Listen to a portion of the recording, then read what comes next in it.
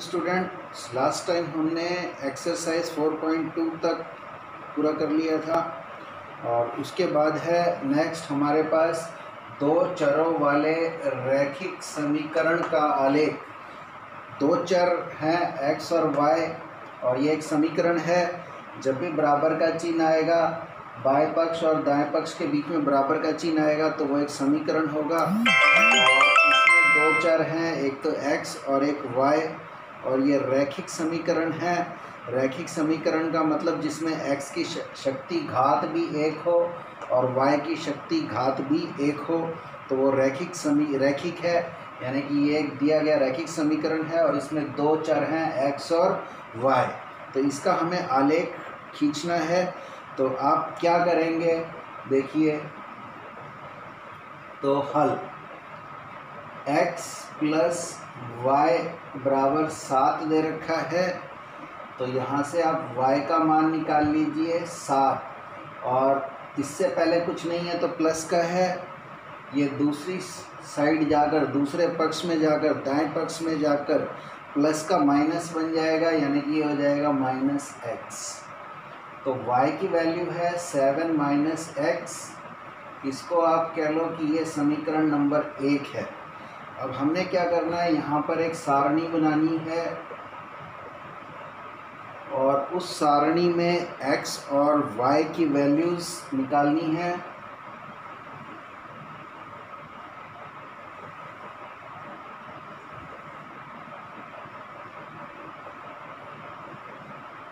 हम यहाँ पर 3 वैल्यू ले सकते हैं। अगर x बराबर 0 रखें तो समीकरण नंबर 1 है y बराबर 7 माइनस एक्स। यहाँ पर x की वैल्यू मैं 0 रख दूँ तो मुझे मिलेगा y बराबर 7 माइनस 0, यानी कि y की वैल्यू आ गई है 7। तो x 0 रखने पर y की वैल्यू मिल गई है 7। और इसी तरीके से अगर मैं x बराबर 1 रखूं तो y की वैल्यू 7 माइनस एक्स है, तो y की वैल्यू हुई 7 माइनस एक्स। x की वैल्यू 1 रखी तो मुझे मिल गई y की वैल्यू 7 माइनस 1 6। तो जब x 1 है तो y की वैल्यू 6 है। इसी तरीके से अगर मैं x बराबर 2 रखूं तो y बराबर 7 माइनस एक्स है। दिस इम्प्लाइज, ये इम्प्लाइज का चिन्ह होता है। आप इसको ऐसे करके ऐसे डालते हैं, इम्प्लाइज का मतलब है इससे पता चल रहा है। तो ये इक्वल टू का साइन नहीं है, इम्प्लाइज का है, ध्यान में रखना है। तो यहाँ से y की वैल्यू मिलेगी 7 माइनस एक्स है और x की वैल्यू 2 है। तो इसका मतलब हुआ this implies y equal to 5। तो x इक्वल टू 2 पे y की वैल्यू मिल गई 5। अब ये हमें 3 वैल्यू मिल गई हैं, x 0 पे y 7, x 1 पे y 6 और x 2 पे y 5। अब इन 3 वैल्यूज़ की हेल्प से हमने आलेख खींचना है। आलेख कैसे खींचना है, आपने कॉपी पे 2 लाइनें खींचनी है। एक तो क्षैतिज समांतर और एक ऊर्ध्वाधर वर्टिकल सीधी लाइन जो इसके लंबवत हो। लंबवत का मतलब दोनों के बीच में ये 90 डिग्री का कोण हो। ऐसे 2 लाइनें खींचनी है एक दूसरे के लंबवत। अब आपने क्या करना है, यहाँ पे पॉइंट लेने हैं समान दूरी पर। ये पहला पॉइंट जो है वो 0 है, इसके आगे 1। बेशक आप स्केल से 1-1 सेंटीमीटर के गैप पे ले सकते हैं। जैसे 1 सेंटीमीटर के गैप पे 1 ले लिया, फिर 1 सेंटीमीटर के गैप पे 2 ले लिया, 3 ले लिया, 4 ले लिया, और ऐसे ही इस साइड में भी 1-1 सेंटीमीटर के गैप पे लेंगे। यहाँ से लेकर यहाँ तक 1 सेंटीमीटर, लेकिन उसमें नंबर माइनस में आएंगे। -1, -2, -3, ऐसे ही -4, जितनी ज़रूरत हो उतने आप ले सकते हो। एक्स में देख रहे हो आप प्लस में हमें ज़्यादा से ज़्यादा कहाँ तक ज़रूरत है, 2 तक। माइनस में कोई ज़रूरत नहीं है, तो प्लस में 2 तक ज़रूरत है, हमने 2 से ज़्यादा ही ले लिए हैं।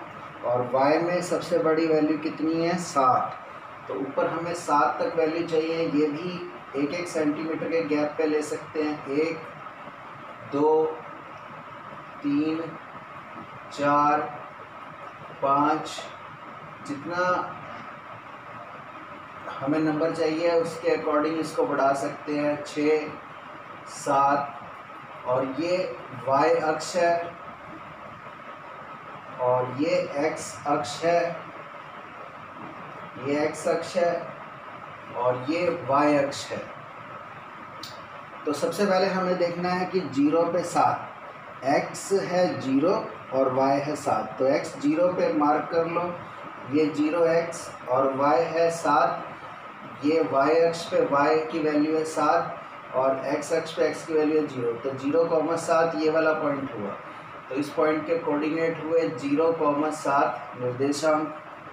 और दूसरा पॉइंट है 1 पे 6, x 1 और y 6, तो 6 के सामने और 1 के सामने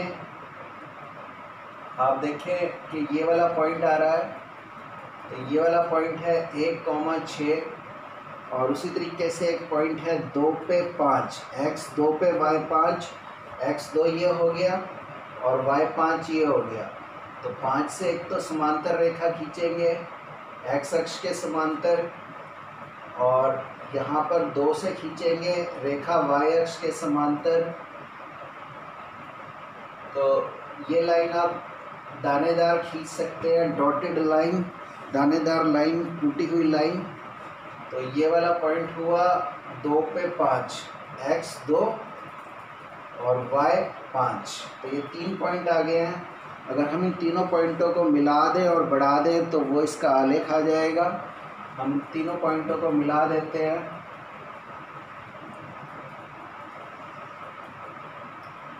तो आप देखोगे कि भी आपको एक सीधी रेखा मिलेगी। इसीलिए इनको रैखिक समीकरण भी कहा जा रहा है, क्योंकि इनका एक आलेख जो है वो एक सीधी रेखा बनता है। तो ये आलेख आपको मिल गया है किसका, x प्लस वाई बराबर 7 का, x प्लस वाई बराबर 7। तो आपने ये काम करना है।